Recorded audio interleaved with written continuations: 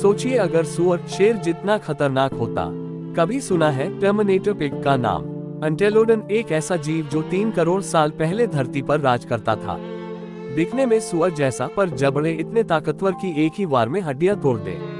उसके दांत बाहर निकले रहते थे जैसे किसी जंगली भेड़िए के। वो घास नहीं, मांस खाता था, वो भी शिकार करके। एंटेलोडन को हेल पिग और टर्मिनेटर पिग कहा जाता है। वो न सिर्फ तेज दौड़ सकता था, बल्कि झुंड में शिकार करता था, और एक बार नजर पड़ गई तो बचना नामुमकिन था। शुक्र है कि ये अब एक्सटिंक्ट हो चुका है। पर सोचो अगर ये आज जिंदा होता, क्या इंसान भी इसका शिकार बनते? ऐसे और जानवरों के लिए चैनल को जरूर सब्सक्राइब करो।